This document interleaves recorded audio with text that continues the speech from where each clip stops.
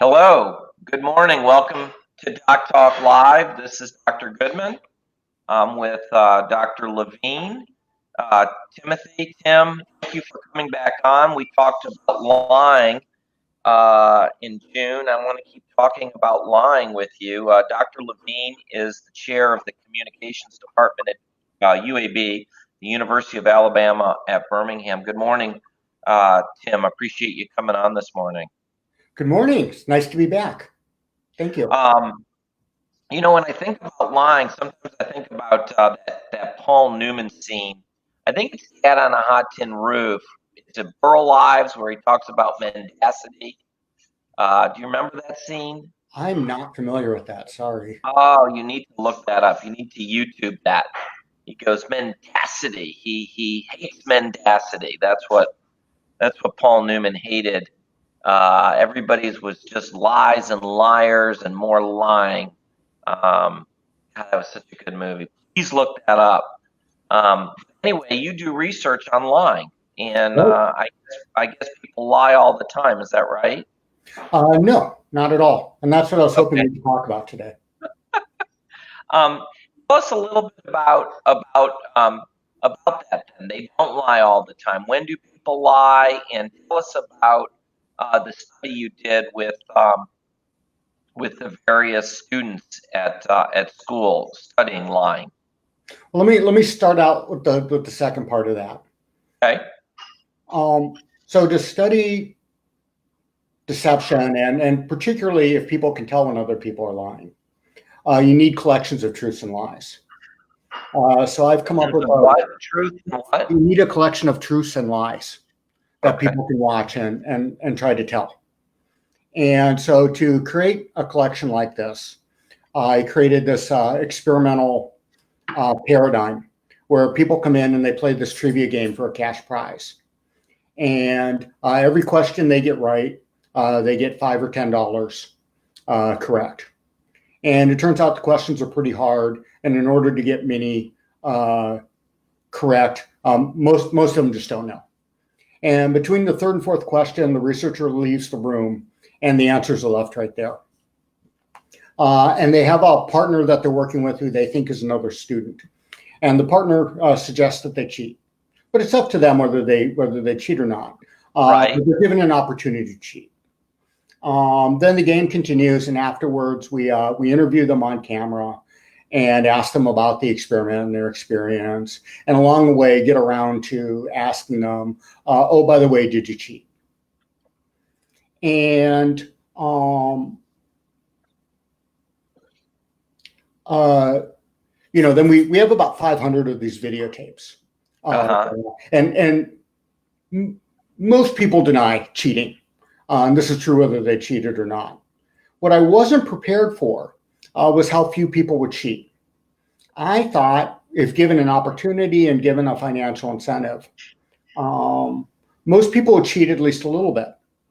And it turned out we had to run about 20 of them sessions before we got even the first person to cheat.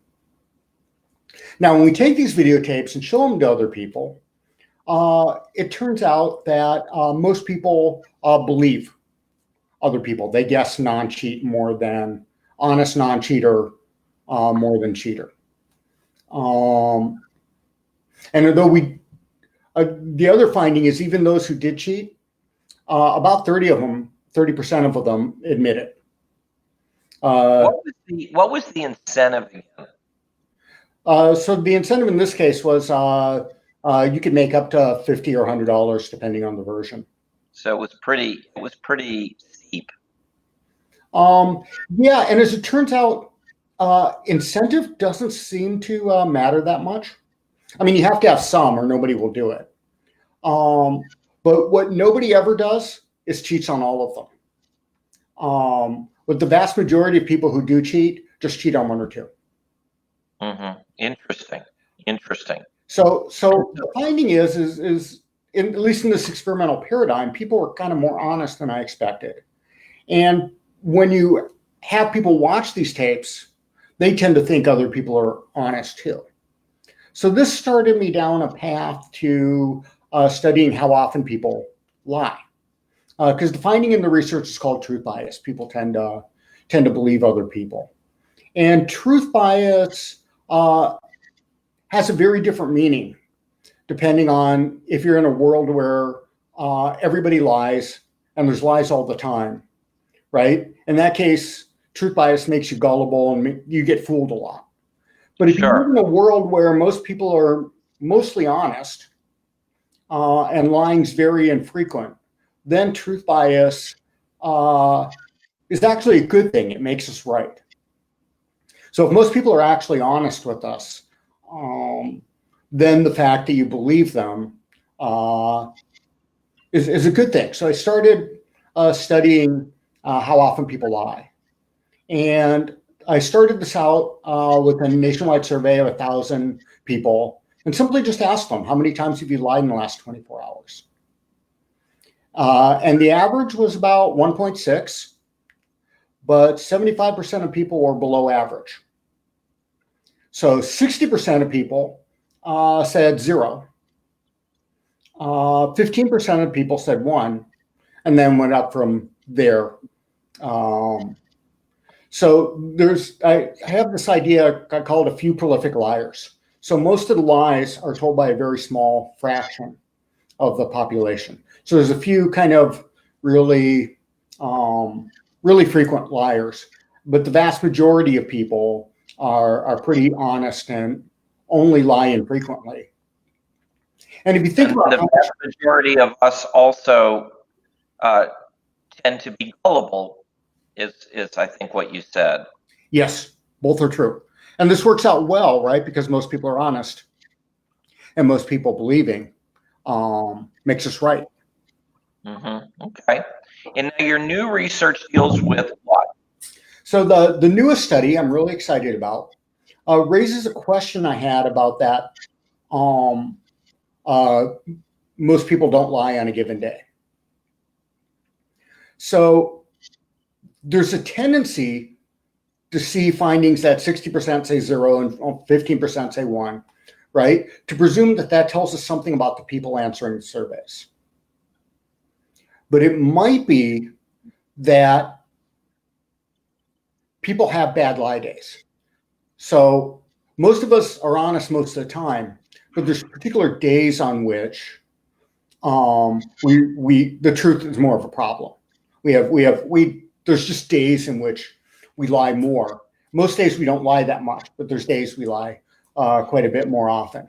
So the question is, because our survey is a snapshot in time, right? We don't know if we're catching those people who look like prolific liars just on bad lie days, and they're normally not so bad, right? Sure. Or and the majority who look like they don't, maybe we're just on their non-lie days. So the only way to sort this out is to track people over time. So we did this study on a campus in Wisconsin, one of the regional campuses, where we had students fill out our questionnaire every day for 90 days straight. So we have 600 students answering the how many times have you lied in the last 24 hours every day for 90 days.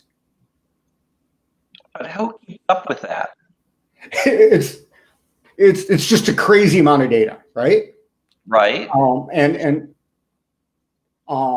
We gave them Amazon gift cards and various incentives to get them to do it. But we managed to pull this off with a great deal of planning and more than a little difficulty. Okay. And what we found was 5 groups of people. These 600 fell into 5 clusters. There was one cluster of about 1%, about 6 people, who were super big liars. Their average was 15 per day. Wow. Why would they admit that? I mean, wouldn't they want to lie about that too?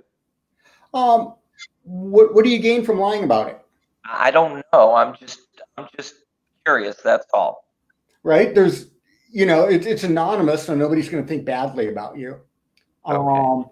My guess is the super big liars tend to think other people lie a lot too, so they don't realize that they're as aberrant as they really are. Okay. I have some other, not my research, but there's some other research that suggests people are fairly honest about how they answer lie questions.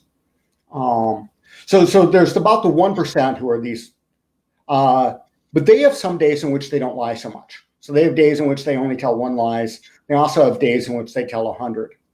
But this top 1% tells about 15, 16 lies per day. Then there's this group that's about 15%, which are above average liars. And they average 5 lies per day, which is only 1/3 of the big liars. But still quite a bit more than kind of the normal range. And they range from about a bad lie day for them is 17, unlike 100 for the big liars. And they're about 15%. So there's about 16% that are above average.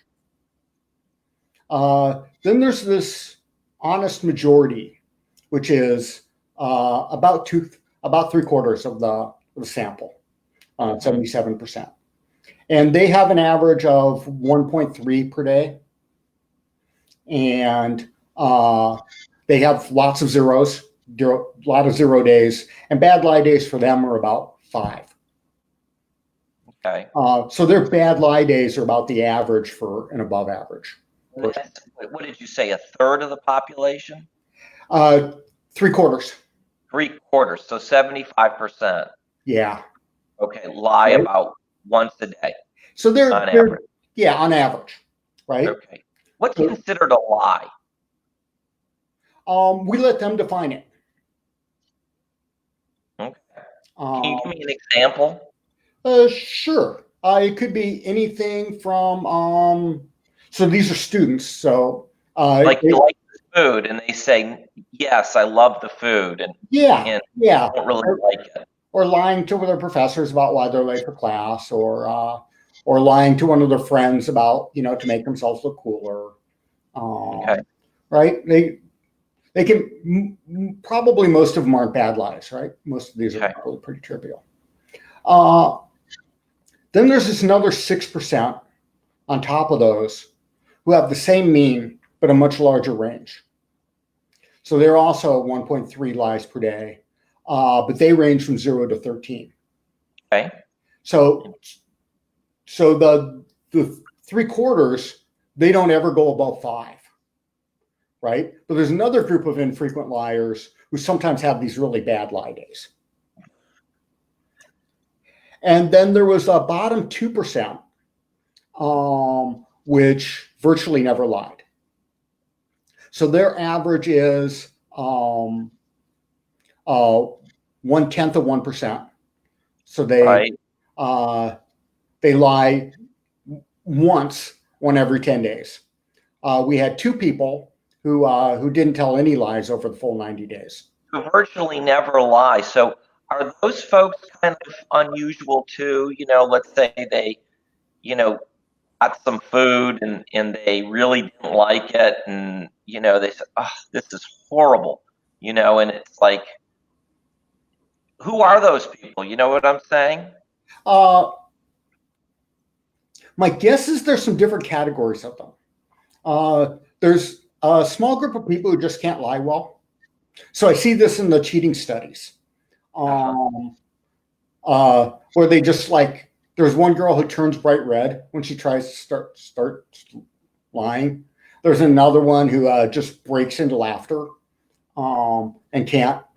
So I think there's a few people who just don't have the communication ability to pull it off. So my guess is they know from experience that they can't, so they don't.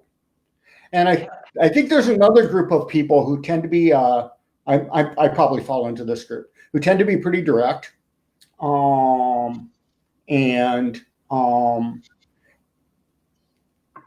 If I'm eating the food that I don't like, I'll try to find a diplomatic way to say it's not my food. Lying.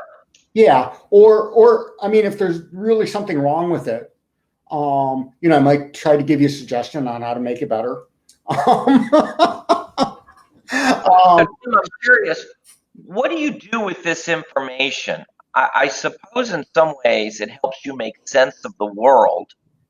But what do you do with this data I think it's besides write books?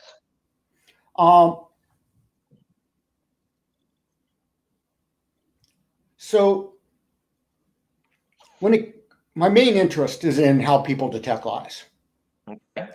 And my guess is all doctors are familiar with this, with false positives and false negatives in testing. Absolutely. And as it turns out, in diagnostics, base rates have huge implications for the meanings of tests, right? Sure. So a positive result on an incredibly rare disease, you should interpret differently than a positive result on something that's pretty common. Correct. Right? Because false positives are much more likely. So right. the real kind of practical force behind this data is trying to get a handle on what base rates are. Because if you don't know what base rates are, then you can't interpret those kind of probabilities effectively. Does that make sense? As an example to our listeners, COVID happens to be a very good example, because even though it's so prevalent in the media and in our society, but in reality, relative to 7 billion people, the incidence of the disease is very, very small. And because the disease is very small, the false positives, if you're tested, would be very high. But that's entirely context dependent, right? Because it depends on the amount of spread in the particular area you're testing. Right? So the false positive rate will vary with the infection rate. That's true. So the false positives wouldn't be as great, let's say, in New York as they would be in Alabama. Right.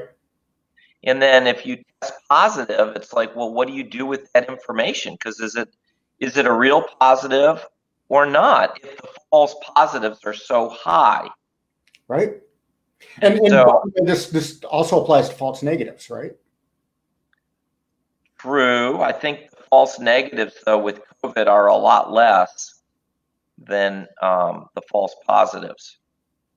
Is that just because of the base rate, or is that because of differential test sensitivity? I believe the latter. And that's where I get sort of weak, because I'm not really good at statistics. It's very important to understand tests in terms of that 2x2 table that you're basically referring to.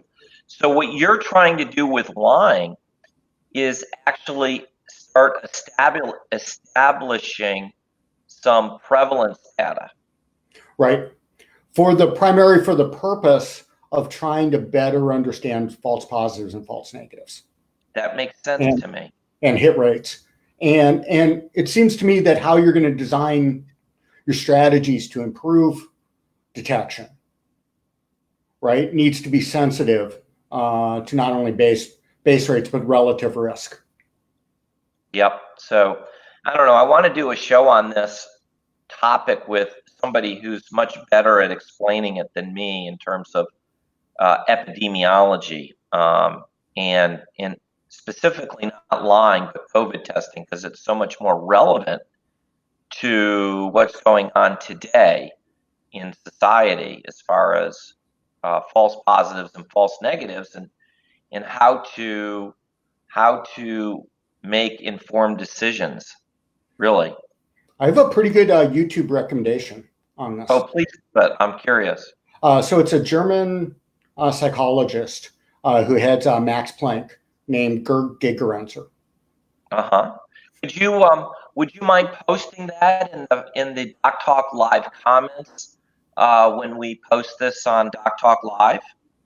Sure. It might need a reminder, but yeah. But this guy does a lot of stuff on risk assessment and understanding it, and how to how to kind of improve quantitative literacy in understandable ways. That would be awesome. One more topic. I think you do some research with autism. Is that right? This is in progress. Yeah. So this was done in correspondence with the neuroscience lab here, autism lab on campus, and a student used my tapes that we were talking about to do her master's thesis. Okay. And one of the other ideas in my book is that people differ a whole lot on how believable they are. So there's this kind of, this is the idea that Malcolm Gladwell picked up on mine, the idea of matched and mismatched senders. So some people are really, I already talked about the people who detect. There's also people who are hard to detect. I'm going to make you repeat. I lost the feed for a second. Can you back up again? You mentioned somebody who in your graduate department is doing research on your tapes. Yes. So in my tapes, there's certain people who I call matched. And they're basically, matched people are really transparent. And if they're lying, you can tell. And if they're honest, you can tell. They're people who are easy to read. Did I lose you again?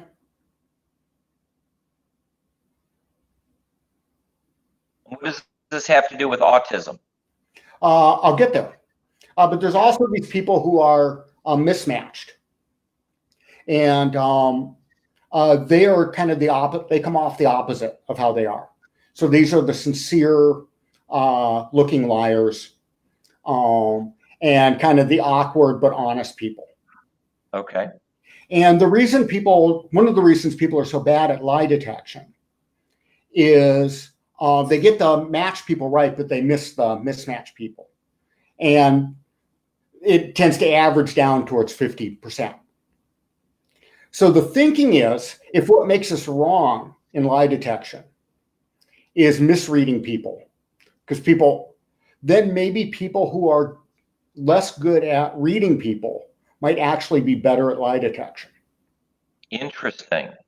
So the hypothesis, as a group, as a whole, we're bad lie detectors. People are bad lie detectors. Yes. And it's because we make very predictable errors.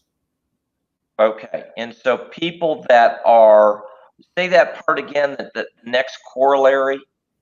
So if you couldn't read nonverbal behavior very well, you couldn't read social cues very well, that might actually make you a better lie detector, at least in certain circumstances, because you're not reading the things that are misleading you.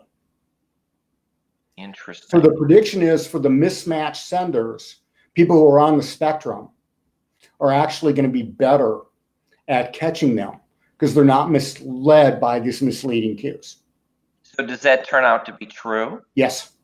Interesting. The data got interrupted due to COVID, but the people on the spectrum were about 10% better than developmentally normal people with the mismatched senders. And how do you determine if they're on the spectrum? They have a formal diagnosis and a whole range of symptomology, and the symptoms are also correlated with performance in the mismatched. So I'm super excited about these data. I think it's just really cool. It's a case where maybe not being the best at certain elements of social behavior might actually have social benefit. Interesting. Or not. Maybe it doesn't have social benefit. Maybe not. Maybe, if you want to be lied to, sure. Tim, I appreciate your time. I think that we'll get this on the rebroadcast too. If you'll, I'll remind you later also to maybe put that link to that YouTube video, and I hope you keep coming back on and talk to us about these topics. I think they're fascinating. Well, thanks for having me. I've had a blast. Appreciate it. Good time. Thanks, Tim. Okay. Bye. See you later.